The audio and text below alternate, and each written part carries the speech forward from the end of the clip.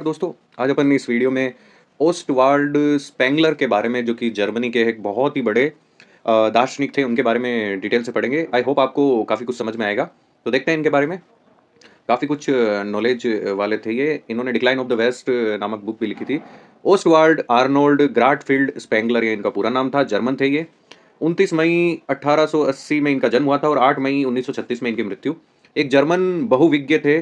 कोर्मो SAARC में इतिहास, दर्शन और गणित, विज्ञान, कला के साथ-साथ उनके धार्मिक सिद्धांत से उनका संबंध भी शामिल था। इतिहास का उन्हें मानव इतिहास ने 1918 और 1922 में कवर किया। मतलब मानव इतिहास में 1918 में पहला संस्करण आया था, 1922 में दूसरा संस्करण आया था। 2 खंड आए थे, उनमें पहला था the decline of the waste.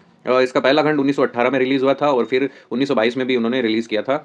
ये इसका जर्मन है, जो हमें पढ़ना नहीं है, को प्रकाशित किया। स्पेंगलर के इतिहास का मॉडल बताता है कि मानव संस्कृतियाँ और सांप्रदायिक जैविक संस्कृतियों के समान है और जिसमें से प्रत्येक का संप्रदाय सीमित एवं गुलामी और नियति है। मतलब नियति में जो है वही होगा, गुलामी है, नियति है या संप्रदाय है, जो भी ये संस्कृतियाँ हैं, उनकी जो नियति में लिखा है वही होगा, ये इनका मत था।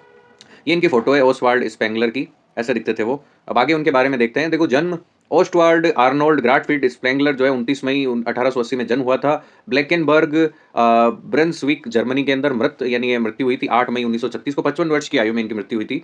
तो कुल मिला के हम देख सकते हैं इन्होंने फर्स्ट वर्ल्ड वॉर पूरा अटेंड किया था एक तरीके से। म्यूनिक, बेरेलिया और जर्मनी और अल्मा मैटर, म्यूनिक विश्वविद्यालय, बर्निल विश्वविद्यालय और हाल विश्वविद्यालय के ये थे, इन्होंने काम किया था।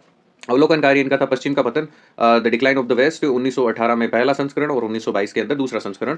इन्होंने इसीलिए वेस्ट का कहा था क्योंकि इनकी जो बुक थी उस समय जो फर्स्ट वर्ल्ड वॉर चल रही थी और फर्स्ट वर्ल्ड वॉर के दौरान उन्होंने कहा कि भाई सारे देश आपस में कॉन्फ्लिक्ट कर रहे हैं, तो ये एक तरीके से डिक्लाइन है। और इनकी जो थ्योरी थी वो उस समय एकदम सच भी साबित हुई थी। आगे देखते हैं। युग वो जो था वो था 20वीं सदी का दर्शन था। क्षेत्र इनका था पश्चिमी दर्शन, पाश्चात्य संस्कृति के थे। और विद्यालय इनके जो थे महाद्वीपीय दर्शन है, गो एथियन विज्ञान है या रूढ़िवादी क्रांति है, उससे रिलेटेड थे ये। थीसिस जो है वो जो इन्होंने लिखा है वो इनका ग्रंथ ही है, ये जर्मनी में लिखा हुआ है। चिकित्सक सलाहकार उनके एलोइस रीहल थे, ये कोई नहीं पूछता वैसे एग्जाम के अंदर। मुख्य रुचियाँ इनकी थी सौंदर्य शास्त्र में, इतिहास दर्शन में, विज्ञान दर्शन में, राजनीतिक दर्शन के अंदर, और ये इनके हस्ताक्षर है। अब आगे देखते हैं स्पेंगलर के बारे में। स्पेंगलर ने वर्ष 2000 के आसपास की भविष्यवाणी की थी। ये पश्चिमी सभ्यता की मृत्यु पूर्व नायल की अवधि में प्रवेश, जिसका मुकाबला पश्चिमी सभ्यता के अंतिम पतन से पहले 200 वर्षों के सीजरिज्म यानी सरकार की कार्यकारी शाखा के अतिरिक्त संवैधानिक सर्वशक्तिमत्ता को जन्म देता है। मतलब 200 वर्ष इन्होंने बताया है कि आने वाले 200 वर्ष में पतन हो जाएगा, जो भी संस्कृति अभी वेस्ट की चल रही है उसका। स्पेंगलर एक जर्मन राष्ट्रवादी और उन्हें गणतंत्रवाद का आलोचक माना जाता है। गणतंत्रवाद के वो आलोचक थे और जर्मन राष्ट्रवादी थे और वेमर युग के रूढ़िवादी क्रांति के प्रमुख सदस्य थे। तो रूढ़िवादी एक तरीके से थे ये। नाजियों ने अपने निबंध को सम्मानजनक वंशावली के साधन के रूप में प्रस्तुत किया। नाजियों के निबंध को इन्होंने मतलब सम्मानजनक दिया था, जिसे बाद में स्पेंगलर ने नाजीवादी की आलोचना का कारण बताया।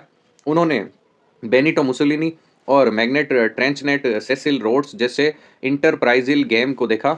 अब आगे देखते हैं इनका। पश्चिमी संस्कृति के अवशेष सीजर के उदाहरण के रूप में और बाद में मुसोलिनी के उपनिवेशवादी कारनामों के प्रति विध्वंस को चित्रित किया था इन्होंने। अब देखते हैं इनकी जीवनी क्या है, यानी बायोग्राफी है। मेनली अपन बायोग्राफी पे ही डिस्कशन करने वाले हैं।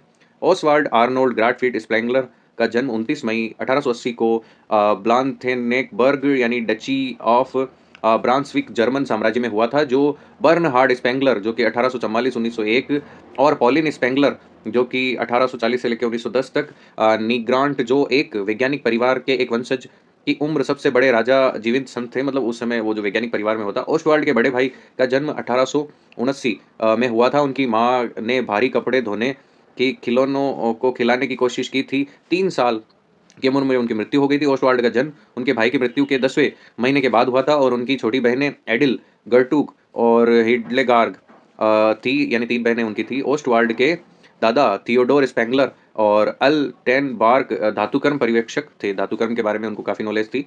अब देखो, इनके बारे में और भी काफ़ी नॉलेज है, लेकिन मेरे हिसाब से इनके बारे में इतना जानना काफ़ी है। शिक्षा के बारे में देखें तो जब ओस्टवाल्ड 10 वर्ष का था तो उसका परिवार हाले विश्वविद्यालय शहर चला गया, जहाँ यहाँ ये स्थानीय हैजिन मैनेजिशियम शैक्षणिक रूप से माध्यमिक और विद्यालय जो भी होते हैं, लैटिन, ग्रीक, गणित और विज्ञान का अध्ययन एवं शास्त्रीय शिक्षा प्राप्त की।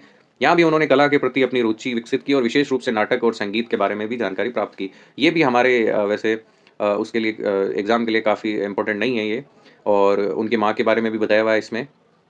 उन पे मेनली उस समय देखो उस समय दौर क्या था, उस समय विश्व युद्ध में मुझे शामिल किया गया मतलब उस समय विश्व युद्ध का दौर था। विश्व युद्ध का दौर था तो उनके जो विचार थे वो यही थे कि विश्व युद्ध की वजह से ये वेस्ट का डिक्लाइन होता जा रहा है। ये उनके विचार उस समय डेवलप हुए थे।